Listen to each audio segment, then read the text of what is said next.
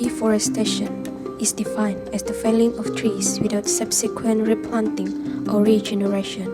For example, the conversion of previously forested land to agricultural, urban, or other land uses which do not have a substantial tree canopy cover below 10%. Malaysia is one of countries with high levels of deforestation. Between 2002 and 2018, Malaysia lost 15.7% of its forest cover, or around 2,508,553 hectares due to deforestation. The nation of Malaysia holds tropical rainforests as well as peat swamp forests, both of which feature diverse ecosystem threatened by deforestation. Deforestation is caused by various factors, including economic, demographic, political, and institutional driven. Deforestation is a complex process that is driven by a combination of proximate and underlying causes, which can vary from region to region.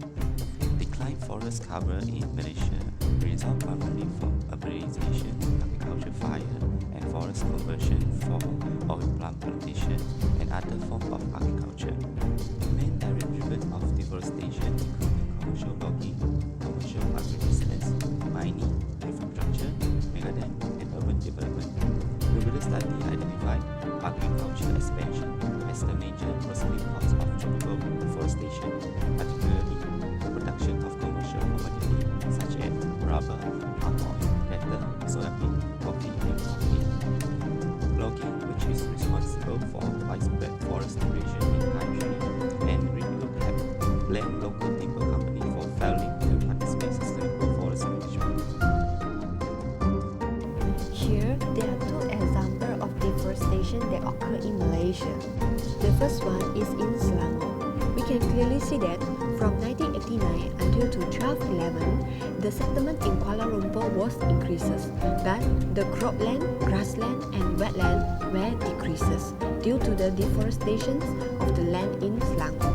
Move on to the another example of deforestation occur in Malaysia, which is in Lombok Enter District, Sarawak. We can clearly see that in 1990, the intact forest that covered in Sarawak was covered a large area. But when during 2009, a lot of the land cover of the intact forest and degraded forest was converted into barren and also for agriculture purpose, which is for oil palm plantation.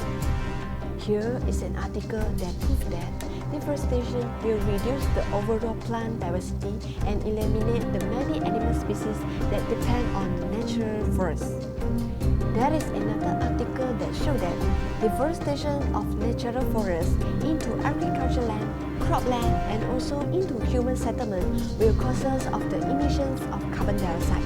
When forests converted into the oil palm plantations will result to the highest emissions of carbon dioxide, which is total of 61% of the carbon dioxide will release into atmosphere when the natural forest was cleared for the oil palm plantation purpose.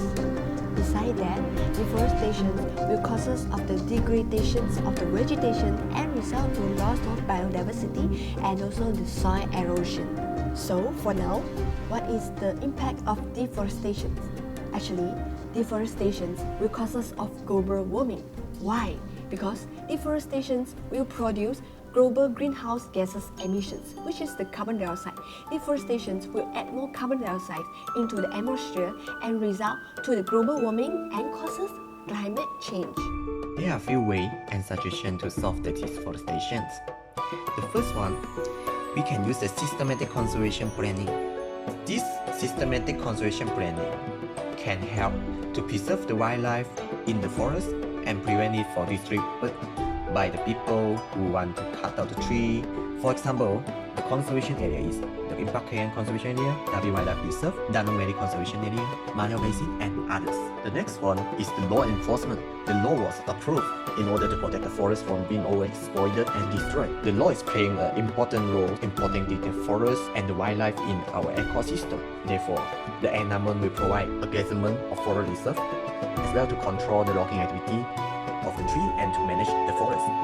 For example, the Sabah Forest Enactment 1968, which limited the distribution of logging license. This is to prevent the overexploitation of the forest that can affect the whole ecosystem of the forest. As you can see, if we limited the distribution of the logging license, the people cannot log down the tree and destroy the forest, increasing the free of the license distribution of the logging license. And the next one will be easy if you increase the difficulty to get the logging license by giving them access. The best way to solve the deforestation effect is by replanting the tree in the clear area. This goal of restoration is to return the forest to its original state before it was cleared down. We also can reduce the deforestation for agriculture or farming. For the conclusion, forests are one of the medium to provide ecosystem service that are critical to human welfare. Deforestation activity without reforestation resulted in habitat damage, biodiversity loss, and aridity.